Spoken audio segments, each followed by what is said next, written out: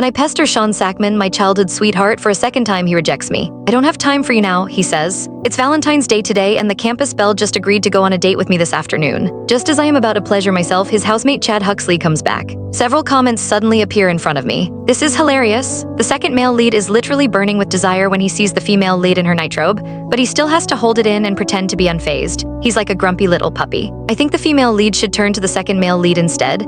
Every time she goes to find her childhood sweetheart, the second male lead ends up taking a cold shower. Poor guy. The second male lead might have an addiction, but he always keeps his hands to himself. Girl, a feast is literally right in front of you. Stop getting hung up on that idiot. My eyes light up as I stare at Chad. Can you help me with something? Chapter 1. When I pestered Sean Sackman for the second time, he turned me down. He pushed me aside and got up, sliding into his pants. He even began styling his hair in front of the mirror, his fingers coated with mousse as he ran them through it. I don't have time for your games, he said. It's Valentine's Day today, and the campus belle has agreed to go on a date with me this afternoon. Oh, and don't call me later. I'm worried she might misunderstand. You have no idea how long I've been pursuing her. I stared at him in a daze, the blanket still wrapped around me. You're going on a date with the campus belle? Then why did you make me come over in the first place? He turned around and said brazenly, it's my first date with her, so I called you over to give me some tips on my hair and outfit.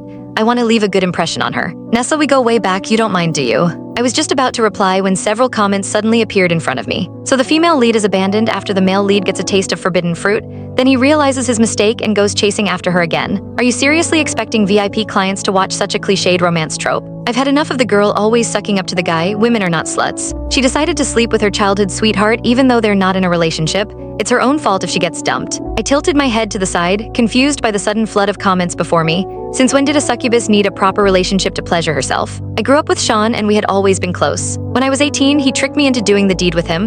That one night I spent with him accidentally awakened my succubus nature, and my desires needed to be sated from time to time. I didn't tell anyone about this, but Sean and I tacitly agreed to be friends with benefits. Honestly, it had started to get boring over time, but still. I eyed his waist beneath the fabric of his black t-shirt, suppressing my discomfort. You should have at least ended this properly since you started it in the first place, I gritted out. We only did it once and I was far from satisfied. I couldn't believe he was actually leaving now. He was such an unsatisfactory partner. We're just friends with benefits, he shot back sneering. You have no right to be jealous. You can't possibly think we're in a relationship, can you? I widened my eyes in disbelief. Of course not. Sean truly was overthinking it. At first, I had looked forward to our arrangement, but after the past few nights together, I realized he was merely mediocre. But before I could say anything else, he cut me off. Good, we grew up together and I see you as nothing more than a sister. If I were to date you, I'd be better off dating my right hand, don't you think? But I have to admit that your body is really to die for. You're pretty too. His tone suddenly shifted. Don't worry, even if I start seeing the campus belle, I'll still look out for you. Chapter 2. Did Sean mean that he still wanted to keep our arrangement? I was baffled by his confidence. Given his ability, I would starve to death if he were two-timing. Click the link on the homepage to watch the full follow-up for free.